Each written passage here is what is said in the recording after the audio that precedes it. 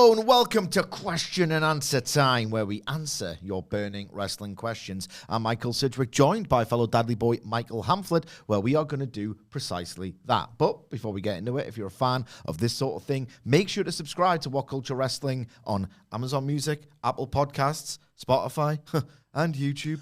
For daily wrestling podcasts where we preview and review Raw, SmackDown, the show formerly known as NXT 2.0, Dynamite, Collision, pay-per-views, premium live events. We answer your wrestling questions in question and answer time. We have roundtable discussions. On occasion, we have wrestler interviews, and we host, not today, but most weeks, a roundup of said week, complete with a bloody good quiz, of course, on WrestleCulture. How you doing? All right, all good. This is a nice opportunity. I have addressed this on the SmackDown preview, which we definitely recorded today on account of it being Friday. But as Sidge pointed out, there's no WrestleCulture this week, and it's as good a time as any while there's two of us to illustrate that wacky summer has begun. As long-term viewers, listeners will know, number of kids in the Dadley fold has only ever increased. 5 now. System continues not to work. There's lots of overlapping time off. Wilborn has mentioned about the Tories going to be on Switch and Disco. Do not fret, do not fear. Normal Dadley Boy service will be resumed in September, basically, but over the next month and a bit, when the schedule goes a bit wacky, it's not without our best efforts to get as much out there as possible. Overlapping holidays. Nicholas, not sat in the producer's chair today, but doing as much as he can from home, typically. It'll be a bit weird for the next month and a bit, but we're getting as much out as we can. Normal service will be resumed in September, but fingers crossed by then with a new look. Ooh, I don't know why it's haunted, but we're also WhatCulture are also moving house. It's going to be all really exciting in the road to the holidays. Yeah. But summer's a bit wacky. Just to expand on that and let you all know how to get involved in this podcast in the future, before we kick off, two thoughts. One, there will be weeks, days, we don't really know yet, that there might not be a Dynamite review. Yes. There might not be a Raw review. Yes. But in advance of the worst days when there's one person or zero people here, and again, it's not really going to last that long, and it's only bloody SummerSlam, who could possibly care about SummerSlam season. We are recording stuff to go in decaying, roundtable, timelessy stuff, so you're thinking, oh God, the boys aren't here. Aren't we? Because we've traveled in time to deliver podcasts that we've recorded. Another thing, if you want to get involved in editions of the Q&A podcast in the future, sadly, you do have to navigate the slop that is X, or you can go on Cameo and pay for it. Cameo Corner. At WhatCulture WWE, or at M. Sidgwick, at Adam Wilborn, at Michael Hamflett. Should we dive right into it? Let's get into it. So this is one that I've been happy to tackle, and it's been, in the discourse this week, so I have developed thoughts on it. This one comes from Daft Dad. Is Wilborn doing the questions these days? At M. Sidgwick, at Michael Hamflett. Hello, is Bill Goldberg right to feel frustrated over how his final match was presented? You know what? I'm going to say no. I am going to say no. I understand why he was upset, but equally, what did he expect to happen? The first run didn't go particularly well in WWE, of course, and a lot of that, if you believe the message board cynics and the rumor and innuendo on the old dirt sheets, is because he didn't have a particularly great relationship with Paul Levesque, who is now the chief content officer of WWE and ultimately responsible for dictating how this final run would go. Now, Bill Goldberg, I don't know him from Adam, okay? I do not know the guy. I don't know his motivations. I've watched him on my TV, so this is just my thoughts at a remove. I don't think he necessarily pays too much attention to what's going on in the world of wrestling. I might be right. I might be wrong.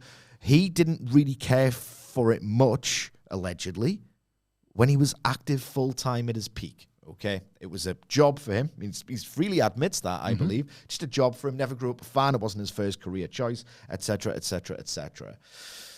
So I'm thinking, and again, unsubstantiated potentially, that he doesn't know that this war, which WWE would handily win either way, but they don't treat it like that. I think they think, WWE that is, if we start to slow down, they'll catch up. So let's just thwart them and throttle them at every opportunity. AEW, obviously, there are only 2 wrestling companies. So clearly Goldberg has been used or positioned, if you want to be less cynical about it, as a pawn in this ongoing political warfare and the tribalism and the war between WWE and AEW. They've potentially sweetened that deal by saying you can do it all in Atlanta. And wouldn't you just know, we've got a PLE. No, we've got a Saturday night's main event coming up. We'll build something for you. And you can, have your last match, lose it in the honorable, time-honored way, and get paid, have the hometown thing, major title match, yada, yada, yada, yada. The contrast between this and Sting's AEW Final Bout are both striking and quite hilarious.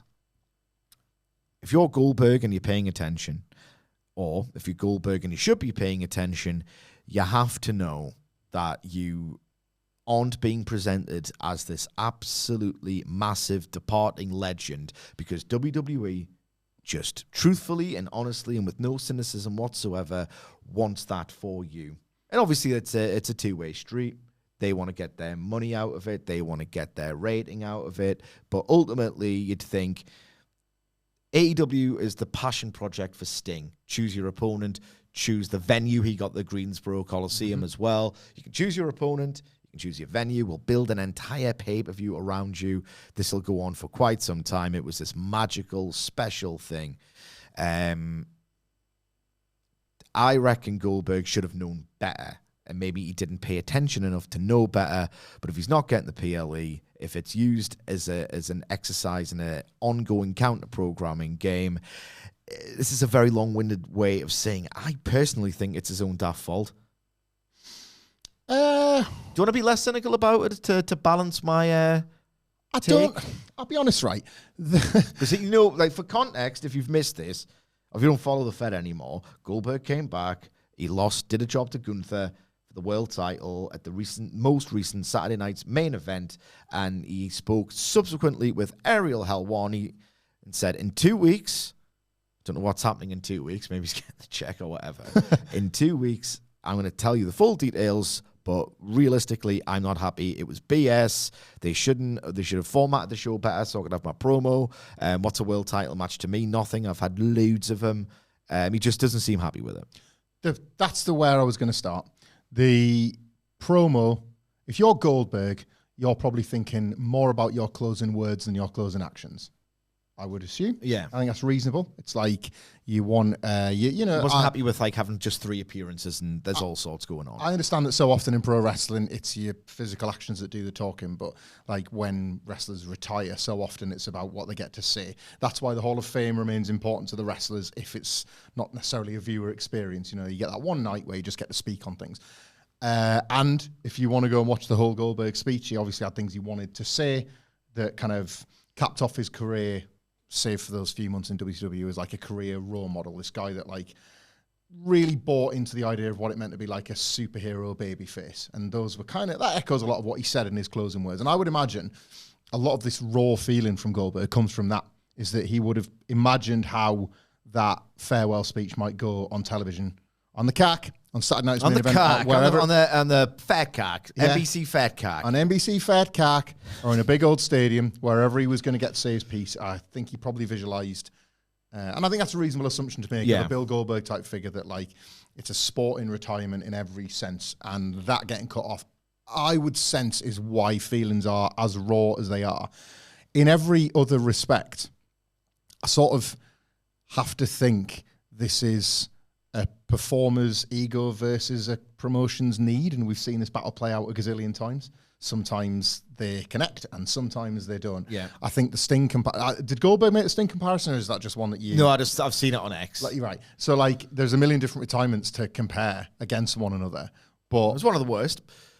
But Sting, for example, has a different you could make an argument that comparing those retirements is apples and oranges, because comparing Sting's wrestling career to Goldberg's is apples and oranges. Do you know what I mean? Yes. Goldberg burned very brightly for a very short period of time, and then had several diminished returns, but kind of successful WWE. Like Sting was a legacy lifer guy for the WWE alternative, say for like a cup of coffee in the Fed. Yeah. So like what they represented to the industry, I think, I'm are very with different. you, but you've got to pretend. I understand it's a work, but I would say like Sting and Ric Flair's WWE retirements are closer comparisons. And it's like they nail that and they nail Sting and then whatever.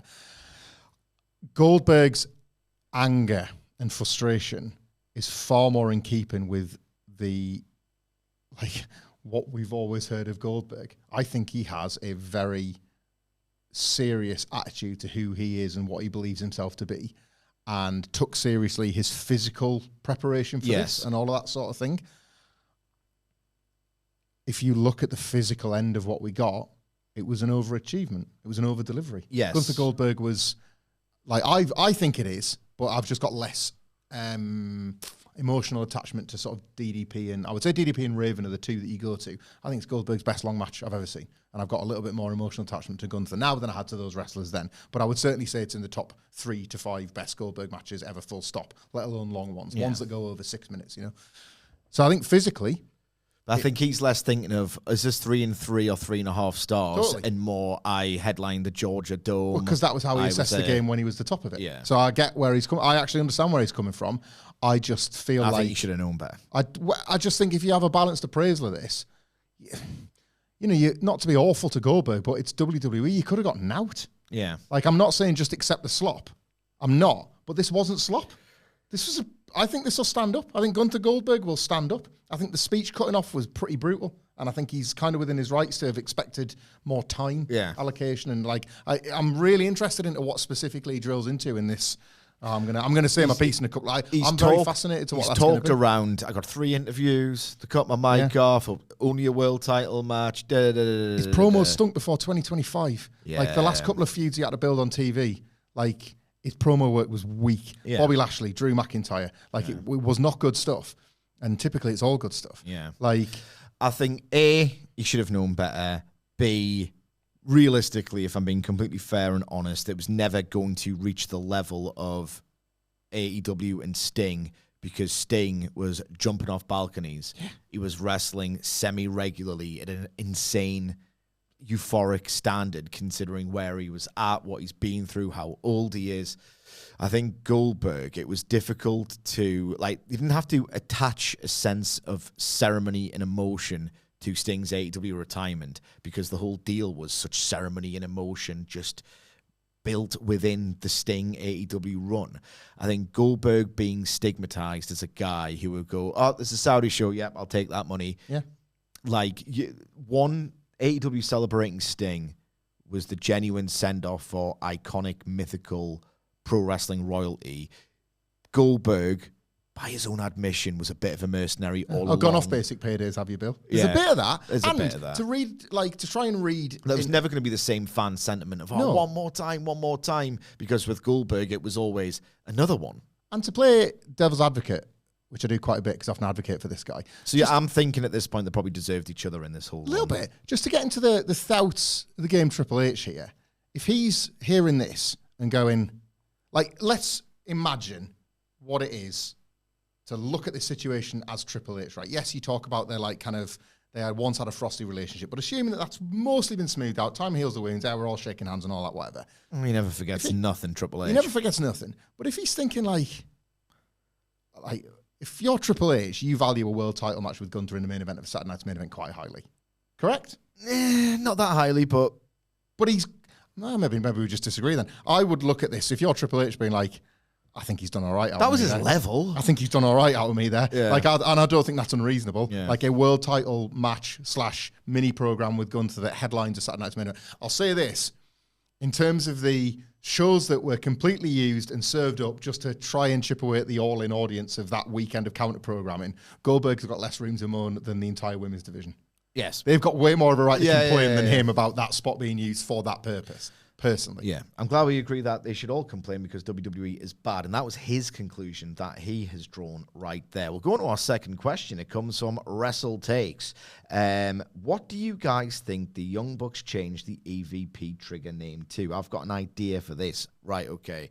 So, initially, obviously, borrowed from the Golden Lovers, the actual move itself. They called it the BTE trigger. That allowed them to do the call and response once they sort of permanently incorporated it, to do BTE trigger and then do the actual move itself. So whenever they did it subsequently, they could do that, oh God, get the fans further vocally and emotionally invested in the match, and they can chant along with BTE trigger. Right, this is key, hence why I'm repeating it. It's a part of us all. It's a part of us all. It's a part of us all. Then when they became EVPs, they just did the same 1, 2, 3 EVP trigger. This resulted in, of course, the spot on the most recent Dynamite where they motioned to do it, did the call and response, would have got a better reaction if they'd actually did the EVP gimmick this year, and then realized, we can't call it that anymore because we are no longer EVPs. So if they're going to continue to do the move, and that's not a guarantee, but I mean, they should. What can they call it? BTE, being the Elite, at time of recording anyway, there's whispers that they miss it, ain't around no more, does not exist. They are no longer EVPs of the company in storyline, and who knows if they ever were in reality. We need something, provided they want to keep doing the da-da-da-da, for the rhythm of that crowd reaction. Da-da-da-da. The bit that matters. Yeah. Realistically. Yeah, realistically. Now, they've got various trademarks already filed, various sort of character traits, and all the rest of it. The name of their book and something they've said, been accused of, and it's one of those things that they've leaned into, killing the business. From the backyards to the big leagues, I believe the book is called. Killing the business. Oh, those young bucks are killing the business with their no selling and all those spam super kicks. Yeah, we are, and it's heavily ironic because we've actually expanded it and da-da-da-da. KTB trigger works for me. I can't top that. That's the bet, if nothing else, because it's like for like, and wrestling does well with that. KTB trigger. It's when you make a slight change. It's a bit like when you make a slight change to a wrestler's name if they like change promotions, and it just takes. It's got that nice sort of, it flows on from the last one. You're like, all right, yeah, I'll get on board with that, and then within 3 weeks, it's all you've ever said. Yeah. The only thing I could think of different from that, because there's no initialism or like anything that I think would replace it so neatly, was that I was thinking, when did they take this move on? And it was the Golden Trigger, because it was the Golden Lovers doing a double Kamigoye, which now seems like an entire wrestling history ago, isn't it? What if? It was. Now that Don Callis said that Kenny Omega's dead and has like tried to get them back on board, and Ibushi is back kind of at large and in a position where he can actually wrestle a bit again. He hasn't escaped from Wakefield prison. He's escaped from like Pinished. Yeah, Pinished prison. Right, which is a different kind of prison, and not many wrestlers escape it. What if they just like start yelling out Golden Trigger? Yeah. And is this just outright? We've had that. The Golden Lovers are never coming back. Kenny Omega is dead. Kota Ibushi's We're Pinished. never doing this match again. Yeah, Golden Trigger. And it just sits there as this like mocking, like, and then the Golden Lovers actually take it back. And then they win the match, and the Young Bucks can't use it anymore. And it's gone from their offense, because like you are going to get that match in AEW with sense. Now that Ibushi's looking good to go enough. Yeah. Like, in fact, as a tag wrestler, now that Omega Okada has happened and Ibushi doesn't look as Pinished, suddenly the Golden Lovers actually appeal against me as a tag team. Since way more than they had 6 months ago. Ever since Blood and Guts 2023, when they would actually be in the same ring. It happened twice, I think, at Wrestle Dream and All in Wembley. When the Golden Lovers can come back, I'm thinking, great, I don't want to see that ever again. No, thank you, sir. No, thank you, sir. And now, it's like, why not? Yeah. Like, they've actually burned through a couple of the big Kenny singles matches we wanted. Ibushi's in better fell. Like, novelty stuff. Yeah. Golden Lovers fill a role, I think. Yeah. So, just like Callis and the Bucks having this link keeps the Bucks with Kenny. Yeah. Wait a minute, what, the Elite are still working program stuff together? And Kenny's still doing stuff with Don Callis. Right. I don't hate it as well. And as much as that strong style evolved, the one in Long Beach, Golden Lovers versus Bucks match was absolutely phenomenal. Great. It doesn't have that same aura or like iconic quality as Omega Okada. So if you revisit that, there is an expectation, but it's not like the sort of thing where it completely overwhelms the idea of doing the match like what probably happened with Omega versus Okada. It's a total choice of promotion whether or not that's a Dynamite main event or a pay-per-view match, isn't it? Yeah, It's pay-per-view. I think it probably is. It's pay-per-view, The third question comes from Matthew Lewis, and he says, "Good day, gentlemen." Good day to you, sir. Big fan of your podcast, and I hope you're well. Thanks, Matthew. I hope you are too. It's always the same with me. Do you think the Raw Netflix debut was as bad or worse than the Raw 25th anniversary episode from 2018? And do you think it will be remembered in a similar vein? No, absolutely not. I think you should... No, don't. Don't ever watch Raw 25 again. I understand the question, and I like it, hence why we're answering it now. There are parallels to a degree. I think this Raw on Netflix was a disaster. You can scarcely believe on the morning of Raw on Netflix, January 5th, 2025, that morning, you just thought, well, strength to strength, this well-oiled machine with I'm going to say it genuinely earnestly, 1,000,000 possibilities for WrestleMania. All of them are pretty goated or massive seeming, like, what did they do, Cody versus Punk? Yep. Or Punk versus Roman one-on-one? No Seth Rollins, I mean. Perfect time of year with the perfect, like, kind of event horizon to have a selection headache. Yeah. I remember around about that time when we were doing like preliminary thoughts about, what we're doing at WrestleMania, there's this many possibilities. And I remember Seth and Drew were kind of like, this is one of the many directions they dropped. Drew was like saying stuff to Seth along the lines of, you got to look out for each other, man. We're getting screwed, and da-da-da-da. And Drew was basically saying, go on, Seth, turn heel. You know you want to. And Seth was like, nah, don't. Da-da-da-da-da. This is after Seth said no to Roman's request for the help at War Games, and then increasingly got angry with those that just agreed to help. And we were thinking, what do these two do? The B-plus players. Seth. Funny, that's what we did. Like, where does Seth and Drew fit in? Are the main event and then the next top heel of Raw for the rest of the year? 2 MB+. And then Cena stinks. And Cody versus Cena stunk. And things are kind of going catastrophically wrong on a creative level. But the floor is yours. It doesn't quite compare. No. On Raw on Netflix, Raw is Netflix, the debut episode. I am right so rarely that I have to, like, take my own victory lap on this one. In the same vein, I think that you would about the arrangement of the card for AEW All In 2023. Yeah. It was in your own mind, the easiest thing to criticize, to then subsequently like be given a dog's abuse online over. I found it the strangest thing that I'm watching this show and I've lived enough booms and busts and cycles to know, like the bloom's off the rose, and I hate reporting it, guys, gang. Like, sorry, friends, if this show is playing out the way I think it is, what we are seeing is the beginning of the cooling period. And the best... It was already underway. The best thing you can do... but wrestling is... It's funny how wrestling works. It's about sort of nights. There are nights when you see the change. Yeah. For good and for... I think we've just experienced one with All In. There's almost sometimes where you need like a proof of concept to be like, is something back or is something gone? And it's like a night determines it, or like a moment determines it. And I knew it. And I knew I was seeing one that like confirmed, I guess, that, right, what we're going to witness now is the confirmed cooling down of this hot period. And the trick, I guess, is to make that cooling period last as long as you can. I would argue we're in it, but they're trying to protract that cooling period. They don't just want to go from, they don't want, like, Austin turns heel at WrestleMania 17 levels of, oh, God, the business is dead. Like, they want to sort of, and then by 2002, you've barely had 12 months. You're like, it's all gone. It is all gone. Yeah. They want this to last as long as possible. They want to obscure that it's a cooling period, as they should. But Raw's Netflix was confirmation that we were in it. We were definitely in it.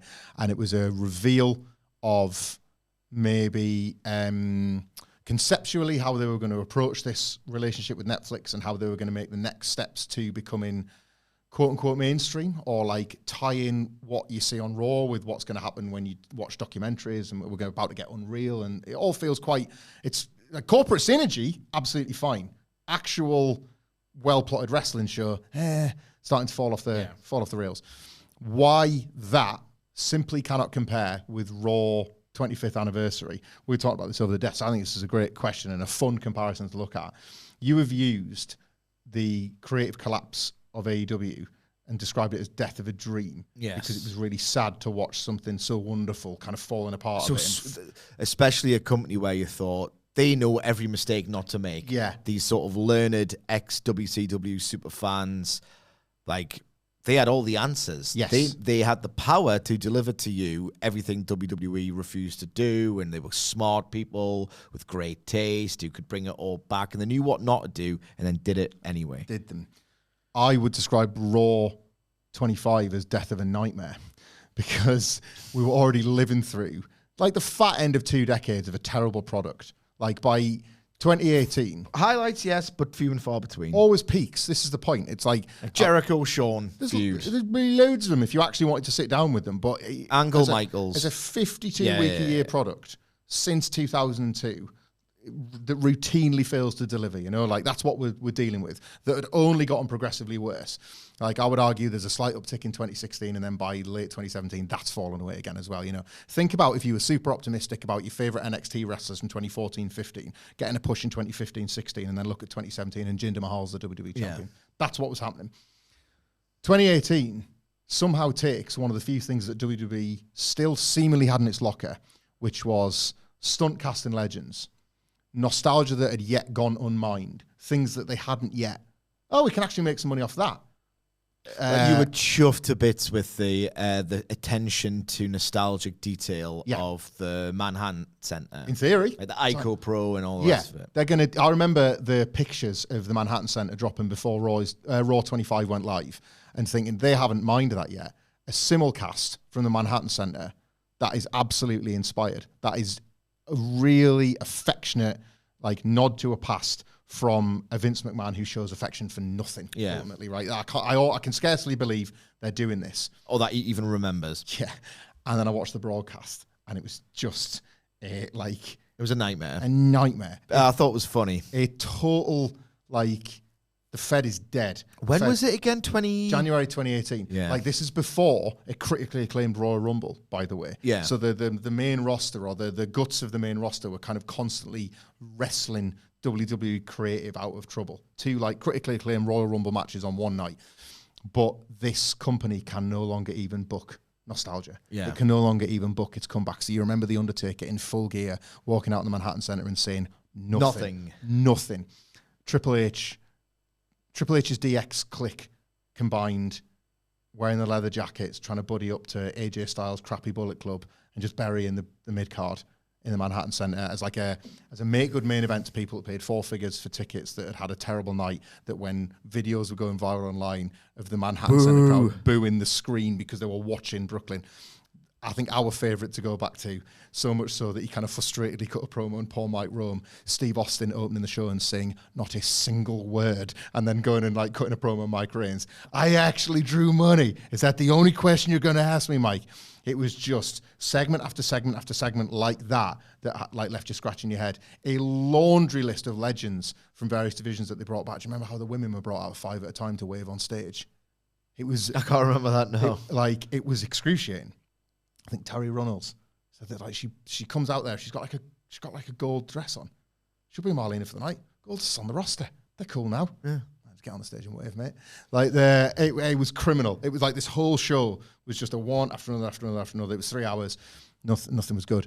Raw is Netflix. It was a big, massive Raw, the title of which and the theme of which means it's going to be more remembered than, I don't know, the Monday, the X of July 2025, you know? Yeah.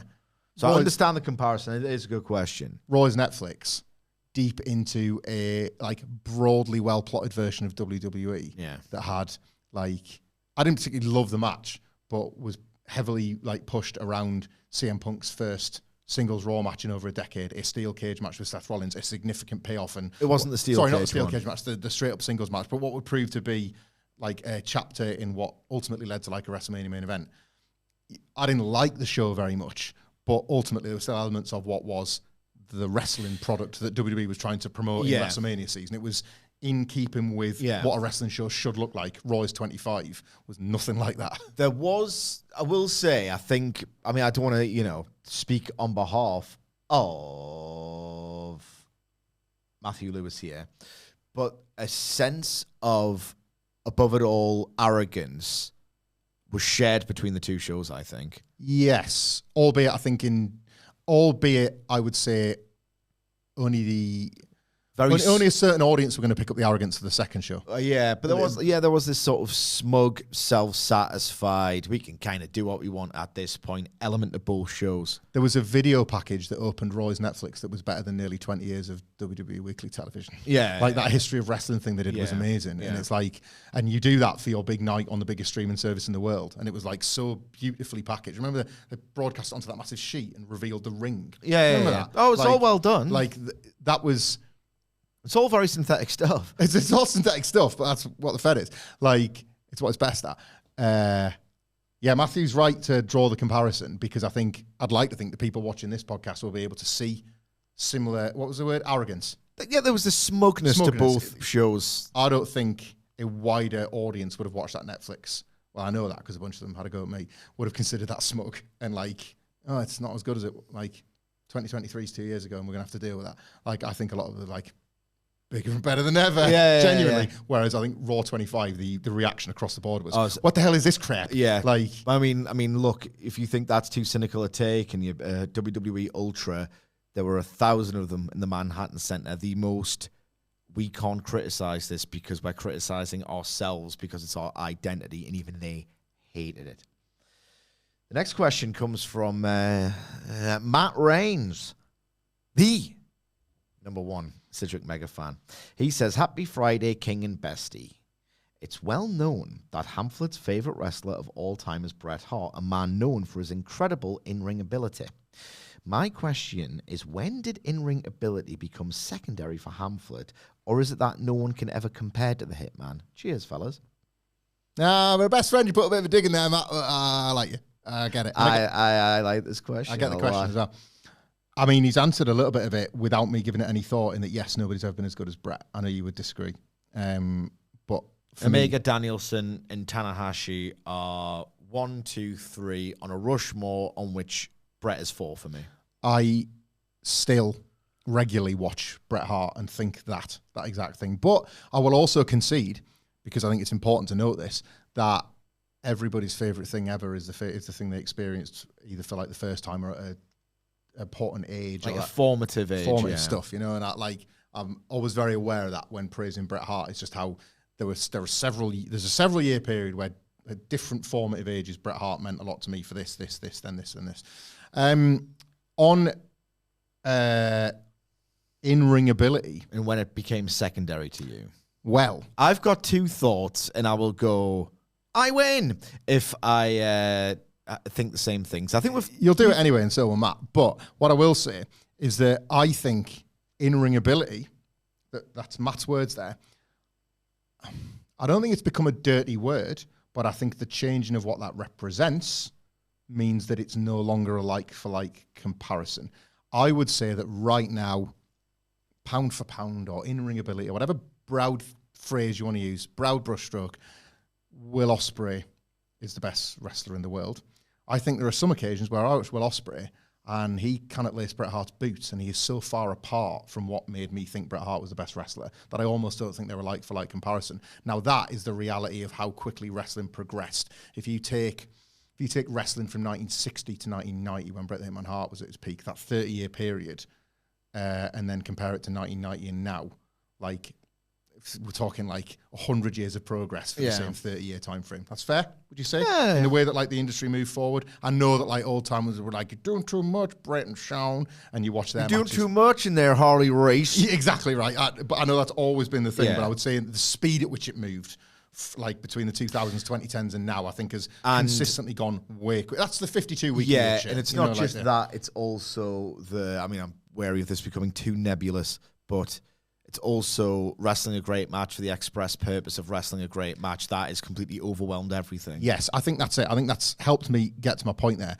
I think in-ring ability, keeping that phrase there, has never been more debatable. I don't think it was as debatable once upon a time. I think that a Bret Hart existed in a North American wrestling scene, let's say. Let's include WCW, the other company. Yeah. The two wrestling companies. Or ECW. Like, there was a clear delineation between what it meant to be a wrestler with technical ability, just as there was somebody that was there to be an attraction, a giant, a roided up freak, or a big fat guy, or a tall guy. Let's be real about it, right? Yeah. The attraction guys versus and like, you would go to the show, and ideally that, like, you would want a bit of range. You would want a bit of, like, oh, there's the Bret bit in the middle, or there's, like, we'll talk about Shawn, like the Rockers tags, the brain, whatever. But you could see the difference, and everything served its purpose, right? It's to say it almost extends to, like, the people that, like, think Hulk Hogan couldn't work. Yeah. Because what he wasn't what Bret was, but what they were both of equal and different value. Yeah. At their places on the card. That line has become so blurred in 2025 that it's great that a Hangman Page can main event a pay-per-view, or a Will Ospreay can main event a pay-per-view, or whatever, you know? Like, it's fantastic that is now, because once upon a time, that wouldn't have been seen as something you could headline your show with. Yeah. Because it was seen as this particular genre. I don't think the genres exist anymore. I think they're so much more blurred than they used to be. I want so much to connect emotionally with more of the wrestlers that I don't. And I don't think enough of them understand that when they're copying. Drew McIntyre's a great example. Yeah. He says he wants, if somebody says his suplex looks like Bret Hart, he's done it. He's studied that suplex. He wants his snap suplex to look just like Bret's. What I think is lost now is why Bret Hart did the suplex like that. Yeah. Why there was a trapping motion to it. Wrestling simply does not allow you to live in the psychology of that anymore, because the snap suplex isn't as impactful as it used to be when Bret and Dynamite Kid did it. Yeah. So I don't think it is as simple anymore as to say, well, you like Bret's wrestling when you were a kid. Why do you like, for example, Jey Uso now? It's because what I see or what I feel is a similar emotional connection, albeit arrived at in a completely different way. Yeah. Like, does that make sense? A little bit. It's a very nebulous subject, this. Like, I want still 35 years in to simply be made to feel something. Yeah. And I'll not, like, apologize for however my emotions are triggered. Yeah. I guess. Like, the Jey Uso thing, now I've landed on it, it's probably the best comparison. The guy can't go. Yeah, he's hopeless. The guy has never been able to go. Hey, Battlegrounds. If you could lift me off the ground. 2014. You could lift me off the ground and put me in a WWE building this weekend at the opportunity to go yeet with, I don't know, 10,000 other people, maybe 9 now when the business is dying. I'd still take it over watching, like, a 20-minute Will Ospreay match. Gun to head. Like, it's not even gun to head.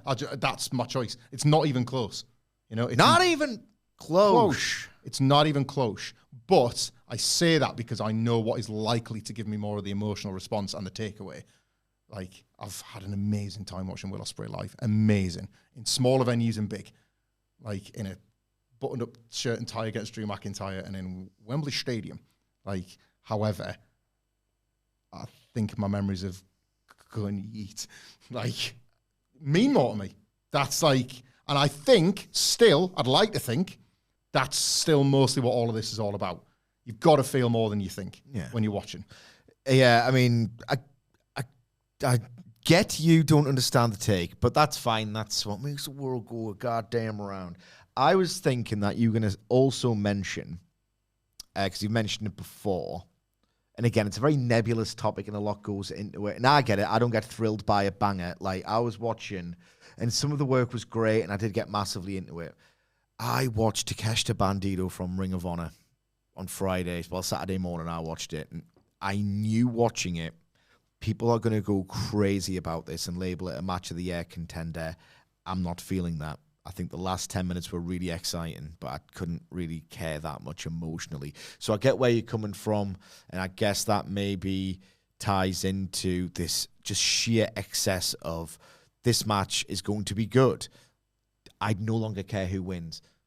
There's so much that goes into this idea of the good match and the overcorrection that has happened from the days where you saw Dolph Ziggler versus Daniel Bryan on a WWE pay-per-view and you could not believe they were doing a good match.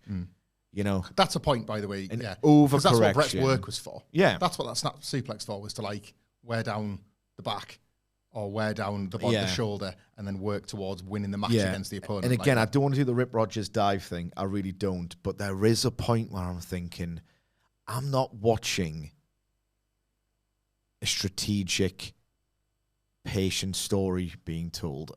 Like, this person's doing a cool series of moves. Who could possibly care? The other person's going to get the momentum back in 2 minutes. Because that's how every match works, isn't it? Yeah, so every single match. Like, there's so many wrestlers who've either watched, tape traded the Kings Road 1990 Best of compilation, or they have watched the wrestlers who watched those tapes. A lot of it's so blurry and ugh. So I can understand why it's almost refreshing for you to just watch a Jey Uso who does simple things and all the rest of it. I will say, the day that me and Matt Reigns became best friends, we looked over one another because we were only a section apart, and I saw the man's eyes rolling back in his head after Damian Priest cashed in at WrestleMania. You know, that kind of like, oh, what this is all about type thing. Yeah. We are all, I think, able to like on the day or in the moment have that, like that powerful emotional response to something that some people would classify as slop. Versus. Also, actually, thank you for this, Sidge. I'm going to take this back for just a second. Like, there is one more component to this. I did say I'll get to it. I will get to it. AEW and WWE being stylistically different, good thing. I am a little bit sick of this idea that just because one is considered more slop to an audience, that AEW is like somehow on a higher pedestal. Most of it's all wrestling. Can we broadly agree? We've upset him. Can we agree on that? Like, it's... I know you used to throw around the HBO thing, but I don't think you would now. No. Is that fair to say? Yeah. Like, yeah. 2020, 2021, some of the details were unbelievable. More of it is just wrestling. Just wrestling. Yeah. Than I think probably either side would like to admit. I would say, like, maybe less so WWE, because you cannot promote Solo Sikoa versus Jimmy Uso and be like, see, it's just wrestling. Yeah. Like, AEW's bad. But another thing that goes into this before we move funny on. how we always land on that conclusion on these Q&As. It's because it's true. Before we move on, I am going to have to embody Michael Cole. You've mentioned as well how one of the few times you've been like, oh, God, what am I doing with my life as a wrestling fan was 2007, Chris Benoit. And that's when you got an appreciation for Cena and going, just do as little as possible and get a massive reaction, because to an extent, this completely like ridiculous, if you think about what pro wrestling is, approach to it, where you're just dumping yourself on your head, you're landing really close to or on your neck at a ridiculous canter.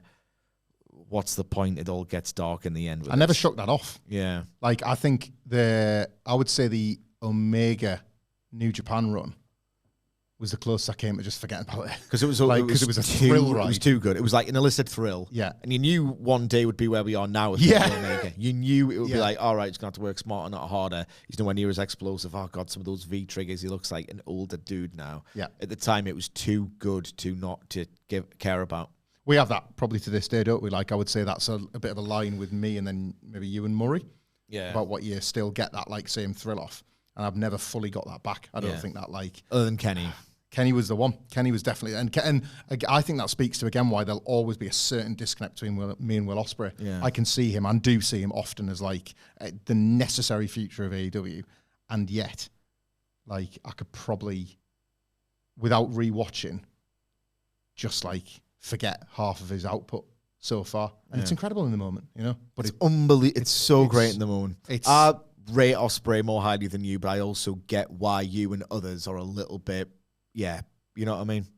So after talking about Chris Benoit, it's switching gears now to Cal L. Says, why does Marina Shafir go? I think it's the typo. Why does Marina Shafir not go for the women's belt, or shouldn't she go for the women's belt? Always felt like a flaw in the DR quest to fix the company. I understand this, right? I get it from a logic point of view. She can intimidate and kick the ass of the men.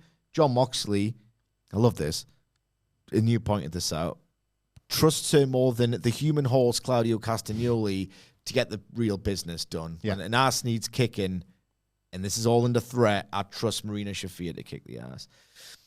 The wonderful and like remarkably effective in the end portrayal and idea to even do this with Shafir, who this time last year had not even turned up, or had just not even turned up yet. And a year later, you can say she is a star in pro wrestling. You really can, right? This obscures the fact that in the ring, and again, I know we go on about this a lot, the schedule and the structure isn't there to build talent and to get them with a muscle memory of work, and it all comes naturally. I understand why, from a fictional level, she could have been the AEW Women's World Champion. If she's that hard and that good, go and get titles, and the women, But then again, the story wouldn't have made sense. The whole thing all along was Jon Moxley was like, this men's division and this overall scene, it's rubbish. As soon as Tony Storm catches fire, you can't really tell that story. No. You can't. That was going to be my point to this. It was narratively, it doesn't actually stack up. It doesn't actually stack up because, unless Marina Shafir knocks on Tony's door and says, do more women's matches, she doesn't have that many legs to stand on. This needs to be saved. Oh, it's never been better, actually. Well, the Death Rider's a stinking ass. You had the Hollywood ending. Yeah. That's the thing. Yeah. So that's a point that goes into this. But another point, purely from Shafir, in terms of presentation versus ability and accentuating the positives, hiding the negatives. You don't want to put her in a main event. I think the aura disappears. It almost did. That Texas Tornado match when she was asked to be in there without the bodies and the carnage and the stunts of anarchy in the arena, she looked exposed there. Instead of thinking of Marina Shafir as a women's contender, I like to think of her instead in this genuinely awesome lineage of just honest to God supporting tertiary characters in AEW whose job isn't there to wrestle and do loads of promos. You never really saw this in WWE for a long time. There's only two companies. So I can understand why people are kind of baffled by this happening. And because Vince wouldn't want to pay them after a while. He's like, I'm not paying for a manager. Yeah. Why would I do that when I'm the only game in town and people are going to watch us anyway? Like missed, weren't they? Yeah, like any additional expense, like I'm not going to give the main event payoff to tag teams. It all goes to him being a cheap bastard, Like, very, very, very, very, very different, right? But I loved Reba Not Rebel for ages. Yep. That run was great. Marina Shafir has been doing this with Moxley. I think they had a similar idea. I didn't like it very much. A lot of people did for Danhausen. This has happened for quite a while. Like, not managers, not wrestlers, but associates, extra characters. Cutler, Nakazawa for a little while. It's key to Wardlow's development. Yeah, like they were fairly careful with how they used him as a wrestler. He barely wrestled for all long stretches. There's been a rich, cool history of actual supporting cast members, and I think it's better to view Shafir as that. Yeah, I agree. There is of course a crossover where you can still take that aura and get over, and you can be protected. But look at, the obvious for example is China, right? Look at how many people they had to put China with, where they were kind of hiding her limitations, shall we say. She was there is no denying how massive a star. Sable is another one. I'm using women as an example by design here, because in both cases you've got already the massive wall of you're never going to get as much time. Marina Shafir, by being Jon Moxley's number 2, is going to get exponentially more exposure than she would get being the women's division number 1.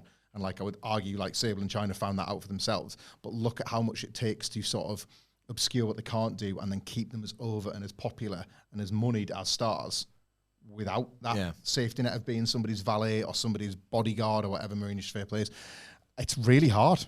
It's really, really difficult to make that jump. And often it can damage what you've built. I am fascinated here to see Marina Shafir's viewpoint on Jon Moxley becoming cowardly or insecure, which appears to be where they're going now that he's lost the title. Yeah. What's Marina Shafir's take on that?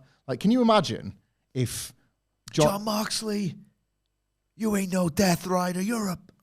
What if, as Moxley continues to back off from the fight or maybe show a bit of a human side that for us is the signal of a babyface turn, but she's what? This is not what you've been preaching to me. I was I needed you. And from behind, she puts the bag on his head. Yeah. You could see her doing it more than and any I other would Death believe Riders. it. You would believe it. You would were like, believe it. You sold me down the river. Like, I bought into you with every part of my fibre of my being, and now this. Yeah. Like, you'd see her being the one to do it, wouldn't you? To pull the trigger on it. Like, more than Claudio and more than Pac and Yuta. It's her. Yeah.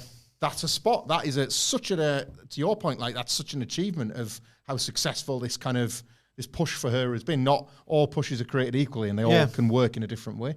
No, I think you are subtracting something from her by trying to put her in the women's division competing for titles. It'd be nice if she was amazing, but on evidence she isn't. So, I mean, she's done so well in this role all the same.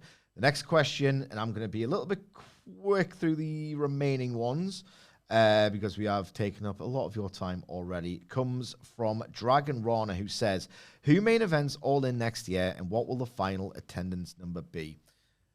And I get... we've got questions as well about the next 5 world champions in AEW. And that would require, for me, I would prefer to tackle that in a kind of written editorial format rather than just say, oh, my 5 wrestlers that I like. Because I feel like I'm not doing the question justice without a proper, like, little nerdy fantasy booking plan that I would enjoy doing, but I would be better writing that down. But this question feeds into that idea, I guess, for what I want to see from the other people who've asked. Hangman Page is your champion now. Clearly, MJF is going to run him extremely close if he isn't your next champion after that. So I do Hangman Page, give him longer, and there's more pay-per-views, so you can sort of paper the reign with better moments and matches and angles and stories. Loses to MJF at Revolution. MJF has got then Dynasty, Double or Nothing, to drop the title at Wembley Stadium to Will Ospreay. They've already done it, yes, at the last time they did the show, and it would have probably been better for the story. Not that they had this. Again, they don't do 2-3 year tomes. If MJF had won that one, and if they were really thinking about it, he beats the hometown hero. Now he's the champion. Odds are stacked against Will Ospreay. So I think they'll do MJF Ospreay for the belt. I mean, Ospreay's winning the world title at that show. It seems significant. It seems obvious. And I think, right, if you look at between 70 and 80,000, depending on who you speak to like 46,000 a year later, the year off might help, it might not. I think Ospreay's overness in this country might defy the trend of, they'll be lucky to get 35, 40. Combine, and I'm putting my ass on the line here, combine Ospreay's overness in this country with how great he is as well. If Tony Khan can give him something close to the Hangman Page push, and, you know, I mean, Hangman Page, a different breed in terms of character work, in my opinion. But if Tony and Ospreay can come together and create this awesome story, and I believe in them to do it between now and the actual night of All In, where they'll still be selling tickets, you know, I reckon they can get 55 in there. They had the draw on TV, and it wasn't a draw. It was MJF went over in 59 minutes and 58 seconds. Like, they couldn't have nailed. Like, that was the thing. Yeah. So they're 1-1. 1-1. Yeah. So that's something that can go on. Yeah. I was thinking it was a draw because I was going to say you have MJF cheat to beat Ospreay earlier in the year, and basically say, Ospreay, well, that was your one title shot. You're not getting another one. And then Ospreay wins the Owen to get another go at it. But I agree. I can't really disagree with any of that, attendance included. I think the year off's going to be massively beneficial to AEW in terms of being able to build Wembley. I think Dallas and Texas is a reveal that they're kind of getting to grips with the idea of, I know AEW fans don't like the shorthand, but you might as well. It makes, like, their WrestleMania. It's their WrestleMania. Week. It is. Like, it's just don't be like, stupid. The run of TV shows, the Ring of Honor show on the Friday, this is absolutely how they should put it together. They did that. Remember that, like, that weirdly late notice, ticket prices were too expensive, Cardiff Dynamite, but that ended up being like a really fun show anyway. Yeah. That with a proper run-up, with a Dynamite somewhere in the UK, and these here British ILs, considering that you can fit 5 UKs into Texas anyway. Yeah. Like, it's not that unrealistic, is it, to put a Dynamite somewhere, a Collision somewhere, and a Ring of Honor pay-per-view somewhere, leading up to Wembley, but actually promoting it ahead of time. I mean, they're doing the Hydro, aren't they? Yeah, so they get they're getting I still think those tickets are priced quite highly. They're getting more of a footprint in the UK. They should have just done I would have O2 20 quid a ticket. Make it look massive, man. There was a different way to do it, but I still think they'll have a good week. They could have a good week of events leading to Wembley with again. So you've got Ospreay versus the guy. If you're MJF, you should be campaigning for this match because you can claim the house from 2023. Yeah. So like that sort of stands up, I think, as a good main event too. 50,000 doesn't feel unreasonable to me. Yeah, but I reckon 55,000. Just I'm going to say it all along, 55,000 in between the two ones that they have done already. Right. I'm going to be very quick with this one, not because it's a bad question. People have asked it, but I think I've talked about it a lot. This comes from John Trippett. Thank you, and thank you indeed to everybody else. Do you think AEW are making a mistake not putting Kyle Fletcher in the Hangman Page zone? He's a natural heel against the best babyface in the company. The matches would be the tits. They've done one already, actually, and it was awesome on Dynamite. Would enjoy your broad thoughts. I've said for ages now, this TNT title run for Kyle Fletcher feels like it's beneath him. I'm waiting to see who they program Hangman Page with before they get to the inevitable MJF match until, I'll reserve my thoughts and opinions until then. But he just seemed like the ultimate. If you give him is winning the TNT title worse for his career than positioning him as a challenger on pay-per-view to Hangman Page and having him narrowly lose a match, you think, they might just do it here. Yes. Yeah. It's TNT title is much worse. It's worse. It's worse. You know what I mean? Yeah, but they don't see it like that. Wrestling's so weird. Like wrestling will always have this obsession. Even the ones that treat you as an intelligent person, like AEW does, right? This obsession with thinking you're a little bit thick. Of like, to be fair, I don't know what Kyle Fletcher's numbers, his minutes look like. Maybe they're not great, and a lot of the noises online and in the buildings, but I don't know, right? Maybe that's the reason. The cold, hard, goddamn data. But maybe not it all outright, but at Wrestle Dream, if they did Fletcher or Full Gear, one of the original Big Four, or one of the original four that they did, Full Gear, Fletcher, maybe they do the switch, That's what I would have done. But who knows? Maybe they do need some heels. They do need heels. I don't know who that's going to be. It's like you would be frightened of turning someone too soon, because why would you ever do that? Goldberg 2000, Austin 2001. I'm not saying the stars are on that level, but it's obviously incredibly risky, and you'd rather just play it safe. Maybe we'll see all babyface matches, Darby beats Mox and then goes on to wrestle Hangman. Darby could beat Mox at All Out, goes on to wrestle Hangman at Wrestle Dream. Is that still in Seattle? I don't know. Either way, I reckon at this point it's more likely that they're doing all babyface matches until we get to MJF. Possibly. I don't know about all babyfaces, but I just have a strong sense that they've got the next 5 Hangman Page title matches already written. Yeah. I've got a good, and that's a good thing, by the way. That's you don't. I mean, they didn't know if it was going to be Ospreay or Hangman in May. Yeah. They didn't know who was going to win in the Ospreay match on Sunday at All In. They didn't. Stuff comes up, doesn't it? But I'm saying, it's a worry a little bit. I think the ideal in wrestling always should be you want to have sort of in a situation like this 3 to 5. And leave wiggle room for somebody that might get over and how you fold them in. Because that's what should be happening as well. You should be telling your wrestlers, I'll make changes if the data supports it, if your push supports it, that kind of thing. But I just have a good sense that, I sense that in the manner that Hangman Page won the title, they have quite a lot in mind for who he would face. And this run has got its own... This run's competition is Hangman Page's last run, isn't it? Yeah. They are looking to kind of show that he can be the guy, capital T, capital G, on top, not just the main character underneath. And I just think you don't do that by flying by the seat of your pants. Yeah. I think they've got it taken care of. Well, very happily, CM Punk's not around anymore, so he's got more of a chance than ever. Agree. Jason We are all happy with how it is now. Agree. Jason Floyd asks... I win that one. And don't really care that much. I would do CM Punk versus Cody Rhodes Jason Floyd asks, what do you think will headline WrestleMania? Punk versus Cody is the one for me.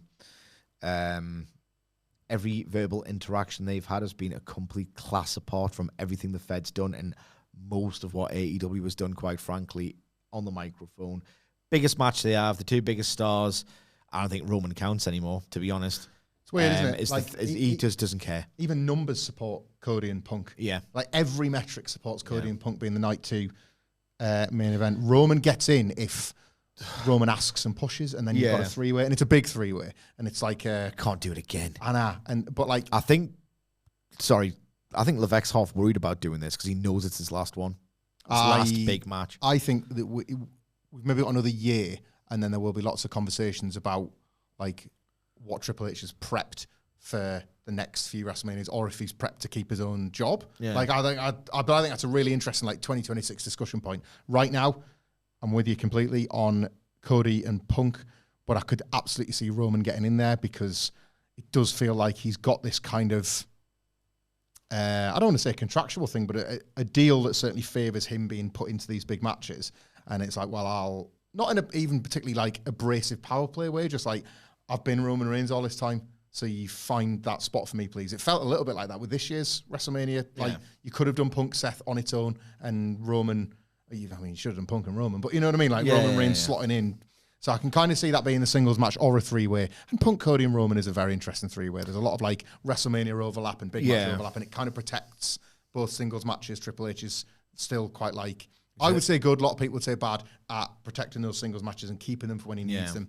Night 1 is more interesting to me because it's about time that you show some faith again, and there is absolute concrete evidence that when the women get the main event spot, how important it is for those women. You need only look at like Becky Lynch's aura following 35, Bianca Belair's establishment with Sasha Banks, Rhea Ripley defeated by Stephanie Vaquer in the Night 1 main event, and that's like heart over head there.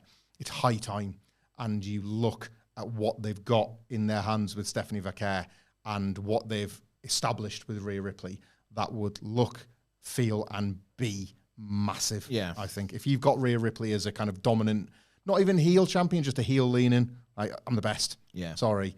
And Stephanie Vaquer gets it done. You have completed the making of that star. And there's just a feeling with Stephanie Vaquer. Like, I know people necessarily wouldn't have loved it, but the Stephanie McMahon segment was pointed.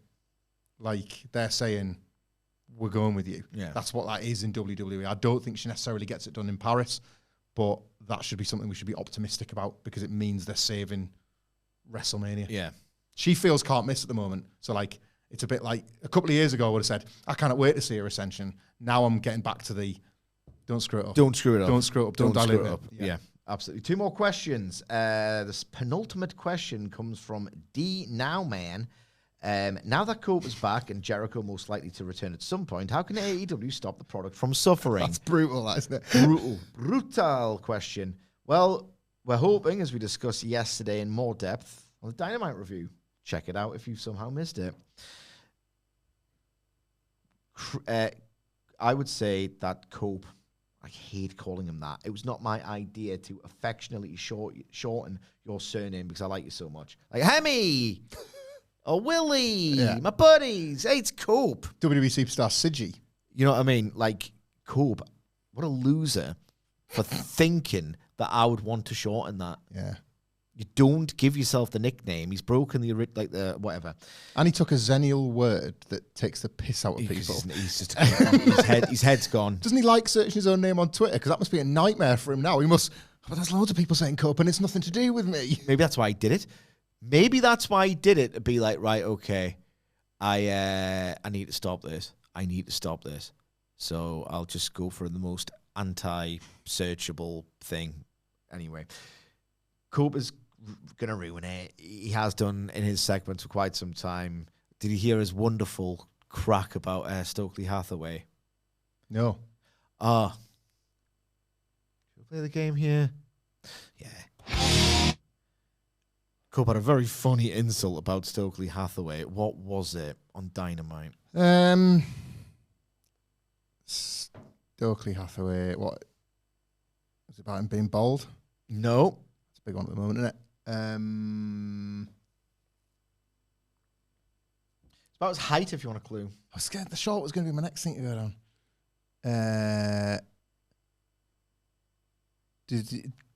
Did he use a word that he really shouldn't be using on television, but he did it once before against Ricky Starks? No. I'll just stop you there. Yeah, because you're going to get in trouble. I call him an Oompa Loompa. It's a bit basic, isn't it? A bit Seth Rollins-y, that. I'm trying to think of the Oompa Loompa song that Barry Cope now. That's where my head goes. A bit. Oompa Loompa doopity-doo. Go back to the Fed. I am done with you. Oompa Loompa dumpity-dane. I don't want to look at your big vein. Yes. Oompa Loompa. Something about grit and shit, but we can't really swear without anything. Right, Jericho simply do not resign him to a new deal. It has been reported that he's in a contract year. He has been incredibly valuable to AEW in terms of launching it, legitimizing it, genuinely providing some of the all-time highlights on TV, if not pay-per-view. Yeah. Chris Jericho. And to be fair, if you look at his data, or the people who look at his data that I trust, because I'm not going to do that myself, even with the toxic online sentiment, it's not like, he just bullies Tony Khan into putting him on TV. Like, he will draw relative to a lot of other wrestlers in that company. He's done everything he can. Go away. Go to the Fed. I loved most of that answer, Sidge. If for no other reason, not just my enjoyment of Dynamite. It could still be really good. Jericho's on it for 10 minutes. It's usually bad. But he's gone after that. I want to see, and I know I'm taking the piss because he's not exactly like, doing cartwheels over Rusev and Mali Black, but I want to see them two. Yeah. Hamflet and Wilborn good. Can I shock you? Chris Jericho's actually good. I mean, for somebody that is very critical of Triple H, I would say that he was pretty much on the money when he called both of the two men we've just discussed B-plus players. So, guess he's still got an eye for talent along with his big fat nose. He nailed them two, didn't he? Like, look where they are now. Could they be big stars in Big Paul's WWE? I don't think so. I don't think so, no. Can we take a quick trip to Cameo Corner? Very quickly. Super quick, because it's not a big question. It's a massive one, Cameo Corner. But no, Vegas Greg, thank you for the question, Cameo Corner. We have sort of opened this up a little bit for the people that don't use X. I'm available on Cameo. Sidge will be one day. Wilborn is as well. It's a what if, but he has narrowed it down for us. It's a huge what if. What if Cody never left AEW, but he's narrowed it down to 3 specific elements of Cody not leaving AEW. 1, what does he do at All In Wembley? 2, could he have helped keep the peace with Punk? And 3, who dethrones Roman Reigns in WWE? I'll just throw them all to you. So this is the what if. Yeah, but just those. Let's hit those 3 bullets. Cody never leaves, and that's too much. I know it's 3 questions, but I can't process it. Do 1 question first, and then the rest. What does he do at All In? So the first one, AEW's big bow at Wembley, 2023. It's like his run was so wild towards the end. He would just wrestle anyone and all the rest of it. I'd have loved it if MJF was the world champion and the stipulation was lifted. Nah, I don't think they would ever have done that. No? I don't think they would have ever have done that. It's one of those where it's like, they're so like rigid with a continuity to the point where it's like, well, don't program a returning Jamie Hayter with Saraya because that's how she was written out. Yeah. Because the match is going to stink and it's going to completely. They'll love that. That's true. Yeah. And Tony Khan, he's broken a lot of promises. Not a lot. That's Raj Giri talk, but he has broken a few. Good shot. You know what I mean? But I don't think they would have broken that. Maybe not, yeah. And again, it's so hypothetical. What else has that to do with the TNT championship? You know what? Cody and Dustin for the tag belts. Nice. Because at some point they would have realized this guy can't be the TNT champion-elect forever. It's already getting boring. You can't go for the world. What else you got? You know what? Let's run back the Brotherhood and have a nice, emotional, feel-good title win. So that's that question. I like that. Could he have helped, putting aside Punk was a ticking time bomb, which even I will acknowledge. Could he have helped keep the peace with Punk? I think his placement is the most interesting in the divide. It is because obviously he's friendly with Punk. Yeah. And he's obviously, he's friendly with the Bucks. They continue to say they've got a profound mutual respect together from the bonding experience they had. Yeah. He never mentions Kenny, ever. He's, I mean the Bucks, me and the Bucks, still reminisce, we still text. The thing when he won the Rumble that time, did the Like, there's a little he something. never mentions Kenny. No. But I don't know. Different talk, different day, different needs. I think it protracts the explosion, but it doesn't stop it. No, of course it doesn't. I think he plays referee a bit longer. I think there's more backstage thing that ekes out over time. He's a bit of a listen to the veterans guy. I think if this personal issue to which Cody has alluded being the reason why they departed doesn't happen, whatever it is,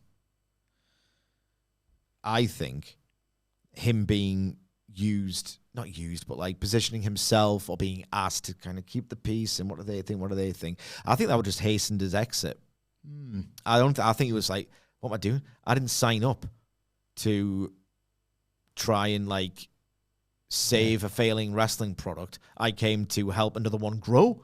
Do you know what I mean? Mally Black on a pay-per-view mid-card and a referee behind the scenes. I think it would have just gone regardless. Not his scene, is it? Yeah. No. The last question I think is the easiest, and Vegas Greg might even think the same. Who dethrones Roman?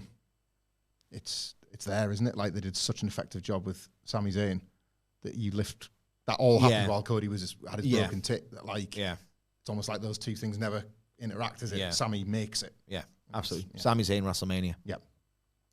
Last and that was Cameo Corner. And that was Cameo Corner, and we're going to make a quick stop back to X Corner for the last question. Comes from Justin. Since Okada's new theme is getting flack and Mina's theme was switched back to the old theme after one match, are some wrestling themes genuinely bad or just used on the wrong talent? There is another question, but we'll answer this first one first. This Okada one, if I'm in 2004, if I'm in 2002 and I'm still very down-tuned in my thinking, right? I'm thinking, that's tits, this. 2025, and Okada had a theme so iconic, thrilling, with such majesty to it, that it did a lot of heavy lifting for his aura. Like, you give a person who kind of needs the bells and whistles of a presentation, and you take away an element of that presentation. Drastic choice. So, I don't know if it's that bad in and of itself. Certainly not what I would listen to on my own. But it's almost certainly used on the wrong talent. Can I just shock you? I liked Mina Shirakawa's new theme. Yeah. But I understand why people were livid. It's two totally bizarre choices there. Almost worrying. The fact that it's happened twice in recent memory. AEW gets music spot on more often than not. You've hit upon something Sorry. And it's such a competitive advantage over Def Rebels WWE to get the music right. Don't piss around with getting that wrong at this time. Post All In Texas. Sorry. No, I think you've hit upon something about the wrestler in question here. We disagree on Kenny Omega's theme, but I definitely think I'm bargaining. Well, but I think I believe you when you say you like it, right? But I think why I have a bigger issue with it is because right now, like, I love Kenny Omega, but I'm always like wanting to see the bigger, better, badder Kenny Omega than what we sometimes get. So I didn't feel like this was the right time at all to introduce a new theme. It was a lot, it sounds wild now, it was a lot to sort of take on Battle Cry when AEW started. Yeah. But Kenny Omega was such a massive star, pretty quickly you were just synced up and you were just like, actually, this is pretty cool, isn't it? Like it might be New Japan's theme, to be honest. I don't know the legalities of Devil Sky. When he lost Devil Sky, right? But like, so you were like, oh, well, he has to have a new one, but it's like, this is weird. But then really quickly, because Kenny Omega was like one of the biggest stars in AEW, you're like, this is fine. I loved it instantly, Battle Cry. I loved it instantly. I remember getting on with it pretty quickly because Kenny Omega was like right up there, and you're like, you know what, when a star's a star, you kind of just take it and you're on with it. I think a lot of the time, because music is such a subjective thing, and what's like two people with identical tastes can still have a different taste in something musically, like sonically even. Yeah. I think so often it is about your perception of that star, and I think this was too delicate a time to be changing Okada's theme. Yeah. I think that's what this is about here, and I think sometimes that like the nuance gets lost. Yeah. Like we hear something, and if sonically it's not what you want to hear, you're gonna go bad. It's like the Simpsons like dial thing, you know? Yeah. No, I don't like it. If Okada's the biggest star, if this is like Balloons Okada and they're telling the story of the guy that has had the ultimate breakdown, I think you can get away with this. Genuinely, I do. And I think the perception of the wrestler is so key to like trying to get this debate beyond. I don't like the sound of that because that's no different than me and you having a different taste in music. Yeah, and I just think like wrestling will sometimes take a punt and get that wrong subsequently. Yeah, the last part of the John last... Cena is the best example, sorry. John Cena is the best example. Thugonomics, basic Thugonomics was a beloved entrance theme, and look at how successful that change was. Yeah. And they changed it on the road to WrestleMania 21 when he went, what the hell is that? Yeah. But he's on the way to being the biggest star and nobody minds. Well, the last part of the question, the last question is, when is it necessary to move on from an old theme? I would argue most of the time, absolutely never. I never got bored of the Glass Shatter, never got bored of Real American. There are so many examples of, it's just their theme tune. A lot of times, it's a little bit, it's so baffling, the timing of the Mina and Okada theme tune changes or threatened changes, as the case may be.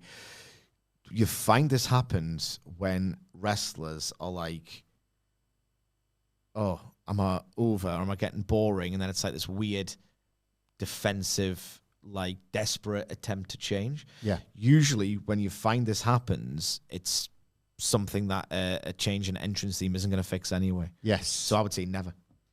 I think it's when... Like Disturbed Austin is the absolute paramount example in my head of, they just want to...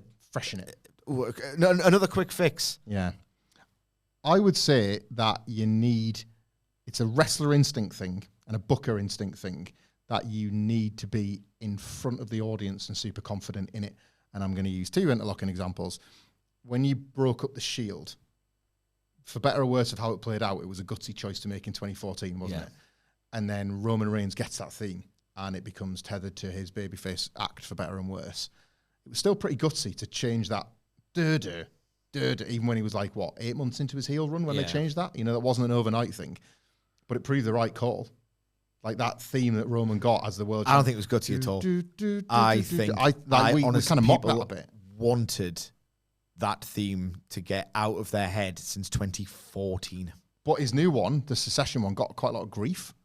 It was like deemed like too lightweight for Roman Reigns because they were so used to the bum, bum, bum, bum. But it ended up taking. And I think it kind of like, I think I agree with you. It always felt like Roman was stuck in the shadow of his past rather than getting his new one. But I don't know. But then this is the perfect example, right? We're disagreeing on it now, which is why it's such a difficult thing for a wrestling booker to approach. Like, the Okada one is such a weird... baffling. If they change it... But because it's not... The thing about your Disturbed example, that would be like changing Austin's to a different tune. Yeah. Like, if this was... Or like synthesized... Yeah. Rage Against the Machine on a synthesizer. Like, if this was like... He's the Rainmaker. He's the freaking Rainmaker. You could at least be like, it's the same tune. This is like, it's like I synth Austin, and it's not it's just, it's Steve Austin. Here comes a rattlesnake. Like, that would, what the hell have you done? That's what's so weird about the Okada one. So baffling. I cannot believe it. They could just bin it off, and then they'll be like, oh, remember that? That was the most insane thing ever. Like Dolph Ziggler's crew cut with the brown hair. Yes. Just like that weird aberration that, even though it only lasted one friggin' night, you'll just remember forever for how surreal and stupid it was. Any fans of Okada's theme? It's got to be one of you. Let us know in the comments below or on X at WhatCulture WWE, where you can also get involved in this podcast going forward. Whilst you're there, you can follow Michael Hamfler at Michael Hamfler. You can follow me at M Sidgwick. If it's already on your feed, the SmackDown preview, it was recorded today, so that's why. That is why. No Wrestle Culture today, but Hamflet and I will be in the studio this afternoon, but we're putting something in the can, so you're going to have to wait for it, and you're thinking, God, what if I miss out? What if I miss out when I'm waiting? Subscribe, yeah? Wherever you get your podcasts from for soon-to-be not daily wrestling podcasts, but in Deccan wrestling podcasts, wherever you get your podcasts from. Thank you to Hamflet for joining me. Thank you for everyone who submitted questions, even those that didn't get answered. We just didn't get around to it, but maybe you'll have a lucky week in the months to come. Thank you very much for joining us regardless, and we will see you soon.